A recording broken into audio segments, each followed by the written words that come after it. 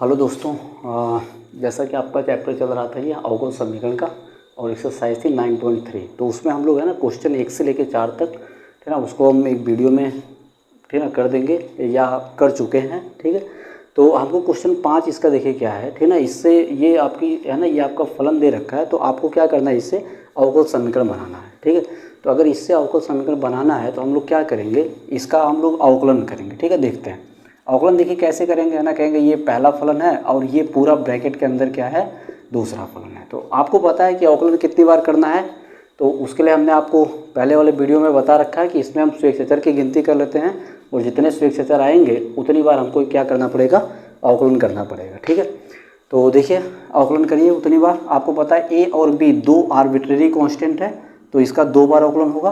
तो देखिए y का अवकलन क्या करेंगे, dy/dx हो जाएगा बराबर पहला यूं का यूं e⁻x और दूसरे का अवकलन, तो इसका अवकलन क्या हो जाएगा, देखिए a और cos x का होता है माइनस साइन x हो जाएगा, फिर प्लस ये b है और sin x का क्या होता है cos x। पहला यूं का यूं दूसरे का अवकलन, फिर प्लस दूसरा यूं का यूं। देखिए दूसरा क्या है आपका a cos x plus b sin x और इंटू पहले का अवकलन, तो यहाँ पे क्या हो जाएगा e⁻x का अवकलन e⁻x हो जाएगा। ठीक है, अब उसके बाद फिर देखते हैं ना, ये आपका क्या है, कहेंगे y है, ये आपका क्या है, कहेंगे y है। कैसे y है ना, वो आपको यहाँ पे दिख रहा होगा, है ना, कि इसके इक्वल टू क्या है, y है। तो इसका मतलब इसके स्थान पे क्या रख सकते हो, y। तो यहाँ पे क्या हो जाएगा, बोलेंगे dy/dx इक्वल टू e⁻x और माइनस a sin x फिर प्लस b cos x हो जाएगा, और फिर प्लस इसके जगह पे क्या रख सकते हैं, y रख सकते हैं ना, इसके जगह पे क्या रख सकते हैं, y। ठीक है, अब उसके बाद देखिए इसका एक बार वापस अवकलन करते हैं, कहेंगे पुनः दोनों पक्षों का अवकलन करने पर है ना, वो आप लिख लीजिएगा। तो इसका देखिए अवकलन क्या हो जाएगा, कहेंगे d2y/dx² इक्वल टू इसका वापस अवकलन करिए, तो कहेंगे पहला यूं का यूं दूसरे का अवकलन, इसका अवकलन क्या हो जाएगा माइनस a sin x का अवकलन क्या होगा cos x, फिर माइनस है ना, मतलब है तो प्लस cos x का अवकलन करेंगे तो क्या हो जाएगा माइनस हो जाएगा sin x। तो देखिए पहला यूं का यूं दूसरे का अवकलन, फिर प्लस दूसरा यूं का यूं, तो दूसरा क्या आपकी बार देखिएगा माइनस a sin x है और फिर प्लस क्या है b cos x है। कहेंगे दूसरा यूं का यूं इंटू पहले का अवकलन, तो e⁻x का अवकलन फिर से क्या हो जाएगा e⁻x हो जाएगा। अब इसकी जो वैल्यू है वो हम यहाँ ऊपर से कहीं से खोज के रखेंगे। तो देखिए खोजिए इसको, क्या हो जाएगा d2y/dx² इक्वल टू हो जाएगा e⁻, है ना, देखिए इसमें से क्या कर सकते हैं ना, माइनस कॉमन कर लीजिए, माइनस कॉमन होगा तो e⁻x हो जाएगा और क्या बचेगा a cos x प्लस कितना बचेगा b sin x हो जाएगा, और फिर प्लस इसको ध्यान दीजिएगा क्या लिख सकते हैं, आपको पता है ये यहाँ पर है, तो यहाँ पर हम क्या कर सकते हैं, y को उधर भेज सकते हैं, तो y उधर आ जाएगा तो हो जाएगा माइनस का y, तो मतलब इसके स्थान पे आएगा dy/dx माइनस क्या हो जाएगा y हो जाएगा। अब इसको क्या लिख सकते हैं, देखिएगा d2y/dx² इक्वल टू ये माइनस है, ये आपका क्या है, कहेंगे फिर से ये y लिखा गया y, और फिर प्लस ये हो जाएगा dy/dx माइनस y हो जाएगा। अब उसके बाद देखिए हम यहाँ पे लिख देते हैं, है ना, ये हो जाएगा आपका d2y/dx² और ये माइनस y माइनस 2y हो जाएगा, तो इक्वल टू इधर क्या हो जाएगा dy/dx माइनस हो जाएगा 2y इक्वल टू, है ना, इधर है सबको उधर करके लिख दीजिए, तो क्या हो जाएगा d2y/dx² माइनस हो जाएगा dy/dx प्लस क्या हो जाएगा 2y इक्वल टू कितना हो जाएगा 0 हो जाएगा। ठीक है, तो ये कहेंगे कि इसकी अवकल समीकरण हो जाएगी। तो अवकल समीकरण बनाना बहुत आसान है। तो अगर आपसे कहें कि इसकी कोटि क्या होगी, इसकी कोटि आपको पता है सबसे बड़ा अवकल गुणांक इसमें 2 है, तो अगर सबसे बुजुर्ग आदमी ये है तो इसी की कोटि हमें पूरे समीकरण की लिखनी है। ठीक है, तो इसकी कोटि क्या हो जाएगी 2 हो जाएगी। तो ये आपका जो है क्वेश्चन 5 था। ठीक है, तो इसके बाद फिर देखिए ना क्वेश्चन 6 करते हैं, क्या हटाते हैं। इसमें देखिए ना एक चीज़ यहाँ पे जो है, जैसे इसका अवकलन किया ना, तो पहला यूं का यूं दूसरे का अवकलन, फिर प्लस दूसरा यूं का यूं इंटू पहले का अवकलन। तो ये पहले का अवकलन करने के बाद भी ठीक ना, आपको थोड़ा सा इसमें देखिए ये आपका आ रहा है, ये वाला बचा था, तो इसका भी अवकलन होगा तो यहाँ प्लस dy/dx और आएगा, तो इसका मतलब यहाँ भी प्लस dy/dx और आएगा, ये भी क्या हो जाएगा प्लस dy/dx हो जाएगा। तो आपको पता है ये 1 और 1 क्या हो जाएगा 2 हो जाएगा, तो यहाँ पे 2 हो जाएगा, यहाँ पर 2 हो जाएगा। ठीक है, तो इसमें ये y का जो है छूट रहा था, तो उसका आपका जो है इस तरह से। ठीक है, तो इसको हम हटा रहे हैं उसके बाद फिर करते हैं क्वेश्चन नंबर 6। ठीक है, देखिए क्वेश्चन नंबर 6 में कह रहा है कि form the differential equation of the family of circles, ठीक है ना, touching the y axis at the origin. मतलब क्या है कि आपको, ठीक है ना, एक ऐसे है ना सर्किल के, ठीक है ना, कुल का समीकरण, अवकल समीकरण बनाना है जो वाई एक्स को टच कर रहा है और किस बिंदु पर बताएंगे, ओरिजिन पर। तो ये देखिए कैसा सर्किल बनेगा, देखिए है ना, ये इसका सेंटर हो जाएगा, तो सेंटर पर टच कर रहा है और किसको टच कर रहा है, वाई एक्सिस को। तो यहाँ पर क्या हो जाएगा, इसका सेंटर हो जाएगा। तो ये मान लेते हैं इसकी रेडियस है, इसकी त्रिज्या है, तो इसका सेंटर केंद्र क्या हो जाएगा, r,0 हो जाएगा।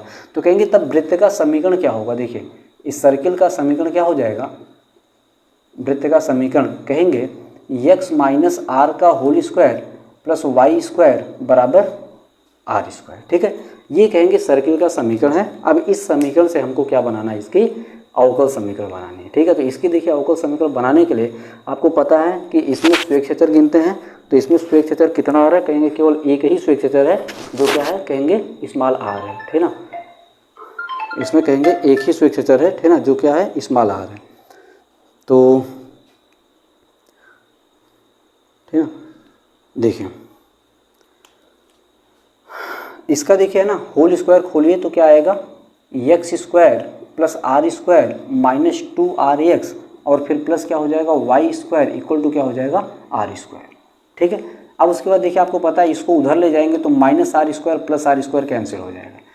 अब उसके बाद देखिए यहाँ पे क्या लिख सकते हैं, x square minus 2rx plus क्या बचेगा, वाई स्क्वायर इक्वल टू क्या हो जाएगा, 0 हो जाएगा। इसको आप इधर कर लीजिए, x square plus y square बराबर 2rx हो जाएगा। अब इसका अवकलन करिए, है ना, कहेंगे दोनों पक्षों का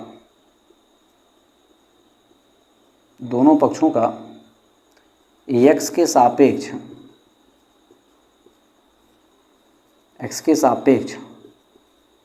अवकलन करने पर, x के सापेक्ष अवकलन करने पर, तो जब दोनों पक्षों को x के सापेक्ष अवकलन करेंगे तो देखिए क्या आएगा, कहेंगे एक्स स्क्वायर का अवकलन क्या हो जाएगा, 2x, वाई स्क्वायर का अवकलन क्या हो जाएगा, 2y और dy/dx। और ये तो 2r तो कांस्टेंट है और x का x के सापेक्ष कितना होगा, 1 होगा। ठीक है, तो ये आपका आ जाएगा। तो कहेंगे कि अब ये आपका अवकल समीकरण है कि नहीं है, तो आपको पता है कि ये अवकल समीकरण अभी आपका नहीं है। ठीक है ना, क्यों नहीं है, क्योंकि इसमें स्वेच्छेचर अभी आ रहा है। तो स्वेच्छेचर अगर रहता है तो हम लोग उसको कहते हैं कि वो क्या कहेंगे, अवकल समीकरण नहीं है। तो स्वेच्छेचर हमको हटाना पड़ेगा। स्वेच्छ अचर हटाने के लिए क्या हम एक बार और अवकलन करें, बिल्कुल नहीं कर सकते एक बार और अवकलन, क्योंकि इसमें स्वेच्छेचर की संख्या कितनी है, 1 है। तो अगर स्वेच्छेचर इसमें 1 है ना, तो इसका 1 टाइम ही इसको हम लोग डिफ्रेंशिएट कर सकते हैं। ठीक है ना, इसका अवकलन कर सकते हैं। तो वो तो हमने कर लिया है, तो फिर आप कैसे बनाए अवकल समीकरण, है ना, कहेंगे कि कोई दिक्कत नहीं है ना, अवकल समीकरण बनाने के लिए हम लोग इसका यूज कर लेते हैं ना। ये जो 2r है ना, 2r है, देखिए 2r की ये वैल्यू है ना, उसको हम यहाँ पे रख देते हैं। तो देखिए क्या हो जाएगा, यहाँ पे देखिए ना, ये आपका दे रखा है x square plus y square equal to 2r और क्या हो जाएगा, x हो जाएगा। तो यहाँ पे 2r के जगह पे हम ये रख देते हैं, तो क्या हो जाएगा, x square plus y square equal to, देखिए 2r के जगह पे पूरा ये, ठीक है ना, क्या है ये 2x प्लस 2y dy/dx और इस पूरे में मल्टीप्लाई कितने का हुआ है, x का। तो ये देखिए क्या हो जाएगा, x square plus y square equal to, इसका गुणा करेंगे तो 2x स्क्वायर प्लस 2xy और dy/dx हो जाएगा। अब उसके बाद देखिए सबको इधर कर दीजिए, तो इसका मतलब इसको सीधा करके लिख देते हैं 2x स्क्वायर प्लस 2xy और dy/dx minus x square minus y square equal to क्या हो जाएगा, 0। अब उसके बाद देखिए 2x स्क्वायर में से एक एक्स स्क्वायर माइनस हो जाएगा, तो ये आपका बचेगा 2xy dy/dx और फिर ये हो जाएगा आपका plus x square minus y square equal to क्या हो जाएगा, 0 हो जाएगा। ये आपका जो है क्वेश्चन नंबर 6 का ये अवकल समीकरण होगा। ठीक है, तो इस तरह से जो है हम लोग इसका समीकरण जो है, कह रहा था कि एक ऐसे सर्किल का समीकरण फाइंड आउट करना है जो कह रहा है कि मूल बिंदु पर वाई एक्स को टच करता है और ठीक ना, वाई एक्स को कह रहा है कि वह मतलब मूल बिंदु पर टच कर रहा है, तो उस वृत्त का अवकल समीकरण बनाना है। तो उस वृत्त का अवकल समीकरण ये होगा और उस वृत्त का समीकरण क्या होगा, जो वाई एक्स पर स्पर्श कर रहा है मूल बिंदु पर, ठीक ना, वाई एक्स को मूल बिंदु पर स्पर्श कर रहा है। तो देखिए ऐसा होगा वो वृत्त, है ना, ये देखिए मूल बिंदु है ना, और ये वाई एक्स है, तो वाई एक्स को मूल बिंदु पर टच करवाना है। तो इसका मतलब स्पष्ट है, इसका सेंटर क्या होगा, यहाँ पे होगा। अगर इसकी रेडियस आर है तो इसके सेंटर का कोऑर्डिनेट क्या हो जाएगा, r,0 हो जाएगा। ठीक है, तो इस तरह से आपका ये सॉल्व होगा। इसके बाद फिर देखिए ना क्वेश्चन नंबर 7 है। तो क्वेश्चन नंबर 7 में कह रहा है find the differential equation of the family of parabolas, है ना, मतलब उस परवलय के, है ना, कुल का समीकरण आपको प्राप्त करना है।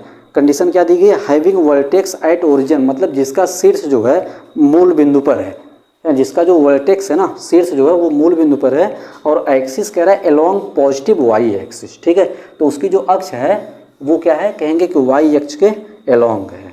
ठीक है, तो देखते हैं क्या होगा, और ऐसा परवलय क्या होगा। तो आपको पता है ना, आपने 11th क्लास में 4 स्टैंडर्ड, है ना, पैराबोलास के इक्वेशन पढ़े हैं, है ना, 4 मानक परवलय पढ़े हैं। ठीक है, तो उन चारों की समीकरण और उसके शीर्ष और ये सब आपको आने चाहिए, उसकी जो है नाभि कहाँ पे होती है। ठीक है, तो देखिए ना, कह रहा है कि ऐसे कि जिसका वर्टेक्स जो है ओरिजिन पर हो और उसकी एक्सिस जो है पॉजिटिव वाई एक्सिस पर हो। ठीक है, तो देखिए क्या होगा, आपको पता है, कह रहा है कि जिसकी जो एक्सिस है वो पॉजिटिव वाई एक्सिस है। ये देखिए आपको पता है पॉजिटिव वाई है, ये इसकी एक्सिस है, और इसका वर्टेक्स कहाँ है, ये इसका वर्टेक्स है ओरिजिन पर, है ना, 0,0 पर। तो इस टाइप के परवलय का मानक समीकरण क्या होता है, तो इस टाइप के परवलय का मानक समीकरण x² = 4ay होता है। ठीक है, तो अभी हम बता देते हैं आपको, है ना, कि चारों जो है या किसी वीडियो में बता देंगे, है ना, कि 4 टाइप के जो आपके होते हैं परवलय, उसके मानक समीकरण क्या होते हैं और वो उसके शीर्ष किस तरह से होते हैं और वो किस तरह से ड्रा किए जाते हैं। ठीक है, तो फिलहाल देखिए, अगर कोई परवलय है जिसका वर्टेक्स ओरिजिन पर हो और एक्सिस पॉजिटिव वाई एक्सिस हो, तो इसका जो मानक समीकरण होता है वो आपका ये आएगा।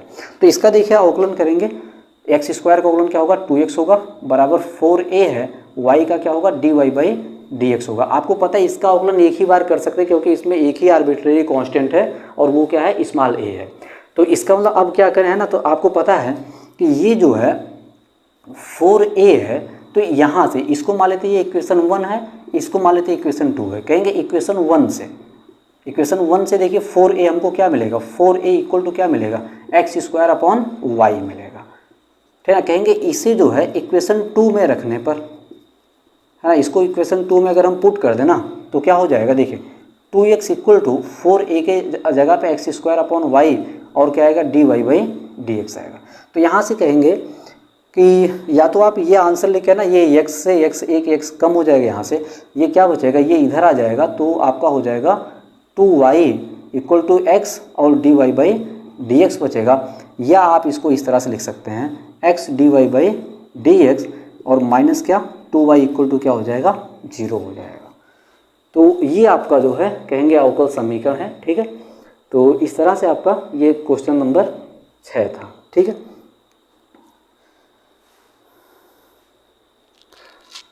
तो इसमें देखिए हम लोग, है ना, 4 टाइप के जो है, जो अभी हमने आपसे कहा है ना कि परवलय के जो है 4 टाइप, मतलब है ना, उसके मानक समीकरण होते हैं 4 तरह के। तो वो क्या होता है ना, उसको हम बता देते हैं, फिर इसके बाद का क्वेश्चन जो है हम लोग अगले वीडियो में देखेंगे। ठीक है ना, तो देखिए ना 4 टाइप के परवलय है ना, जो आपके 12th में है ना, आपने वो 11th क्लास में पढ़ी होगी, है ना। एक बार उसको हम रिवाइज कर देते हैं ना कि किस तरह से होती है। तो ये आपका जो है ना, कहते हैं कि वो एप्लीकेशन ऑफ इंटीग्रेशन, है ना, मतलब समाकलन के अनुप्रयोग में भी ये बहुत काम करता है जब उसको हमें ड्रा करना होता है।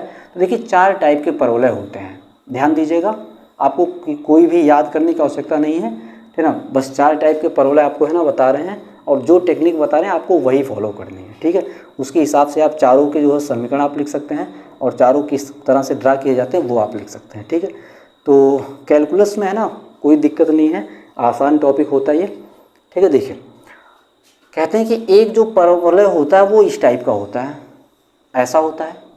एक होता है इसी का जस्ट अपोजिट, ऐसा होता है, ठीक है ना। एक होता है ऐसे ऊपर की ओर खुलता है, और एक क्या होता है, नीचे की ओर खुलता है। अब कहेंगे कि ज़रा एक बार सबकी समीकरण बता दीजिए। आपको पता है कि सबका जो वो वर्टेक्स है, सबका जो शीर्ष है ना, वो कहाँ पर है, बताएंगे ओरिजिन पर है, 0,0 पर है। ये भी शीर्ष कहाँ है, 0,0 पर है ना। ये भी शीर्ष कहाँ है, 0,0 पर है। इसके भी शीर्ष क्या है, 0,0 है। अब इसकी एक्सिस कहाँ है ना, तो इसको हम लोग इसकी एक्सिस कहते हैं। इसकी एक्सिस क्या पॉजिटिव है, पॉजिटिव एक्स एक्सिस, इसकी क्या है नेगेटिव एक्स एक्सिस है, ये क्या है पॉजिटिव वाई है और ये क्या है नेगेटिव वाई है, ठीक है। अब उसके बाद इसके समीकरण क्या होते हैं ना, थोड़ा ध्यान दीजिएगा। इसके समीकरण आपको पता है ये किधर से किधर चल रहा है, प्लस वाई से माइनस वाई चल रहा है। कहाँ से कहाँ चल रहा है, प्लस वाई से माइनस वाई। तो अगर ये प्लस वाई से माइनस वाई चल रहा है तो जिसमें प्लस माइनस चला है उसका स्क्वायर करके बराबर 4ax लिख देना है, बस, है ना। इतना आसान है इसका समीकरण, है ना, कि जिधर से इधर चल रहा है, आपको पता है प्लस वाई से माइनस वाई चल रहा है ना, तो ये वाई पे चल रहा है तो वाई का स्क्वायर करके आपको 4a सब में लिखना है। आपने इधर वाई स्क्वायर लिखा तो इधर आप एक्स लिख दीजिएगा, ठीक है। देखिए इसका क्या होगा, आपको पता है ये फिर से किधर चला है, प्लस वाई से माइनस वाई चला है ना, प्लस वाई से माइनस वाई, तो आपको वाई स्क्वायर कर देना और फिर से क्या लिखना 4ax। लेकिन क्या करना आपको इसमें चेंज क्या करना पड़ेगा, ये नेगेटिव एक्स है ना, ये इसकी जो एक्सिस है वो किधर है नेगेटिव एक्स है, तो आपको इधर क्या करना पड़ेगा -x कर देना होगा, ठीक है। उसी तरह से ये देखिए किधर से किधर चल रहा है, प्लस x से -x की ओर चल रहा है ना, किधर चल रहा है कहेंगे प्लस x से -x की ओर। तो आपको क्या करना है उसी का स्क्वायर करना है, एक्स स्क्वायर बराबर अब की बार x है ना, तो इधर आपको क्या 4ay कर देना है और इधर क्या कहेंगे पॉजिटिव y है तो इधर आपका पॉजिटिव रहेगा। तो उसी तरह से है ना, इसका आप बता सकते हैं कहेंगे -x है प्लस x है, तो इसका मतलब क्या करेंगे हम x का स्क्वायर करेंगे और इसको 4ay, लेकिन -y है तो ये क्या हो जाएगा आपका -y हो जाएगा। तो इस तरह से आप किसी भी परवलय का जो है समीकरण और उसको ड्रा कैसे करते वो आप खींच सकते हैं, ठीक है। अब उसके बाद फिर क्या होगा, कहेंगे जैसे मान लीजिए अगर कोई हमसे कहता कि इसकी ये तो मान लीजिए उसका ग्राफ था, मान लीजिए हमको ग्राफ नहीं पता होता, केवल कोई कहता है ये समीकरण है, समीकरण ये है, जरा इसका ग्राफ बताइए। तो इसका ग्राफ देखिए कैसे बनाते हैं हम, है ना। तो हम एक काम करते हैं, ग्राफ एक बार इसको हटा देते हैं, समीकरण आपके है ना सामने है और इसका ग्राफ खींचते हैं। देखिए ग्राफ खींचने के लिए ना शब्दों को सुनिएगा ना, क्या कौन सी चीज़ कह रहे हैं हम। ये आपको पता है ये y होता है, ये x होता है।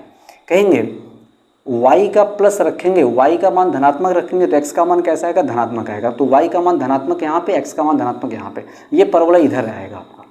कहेंगे फिर y का ऋणात्मक मान रखेंगे, y का ऋणात्मक यहाँ से मिलेगा, है ना। x का मान कैसा आएगा धनात्मक आएगा, तो x का मान धनात्मक फिर से यही है, तो इसका मतलब ये परवलय इधर आएगा। मतलब कहने का ये हुआ जिसका स्क्वायर हुआ है उसका धनात्मक और ऋणात्मक मान आप रखिए और फिर दूसरे वाले का मान खोज लीजिए, जैसा दूसरे का मान आएगा वैसा ही उसकी है ना, वैसे उसको आपको ड्रॉ कर देना है, ठीक है। जैसे देखिए मान लीजिए इसको कैसे ड्रा करना, आपको पता चल जाए कि कोई इस तरह का है ना ये परवलय का समीकरण है, इसको ड्रॉ कैसे करेंगे ना, ध्यान दीजिएगा।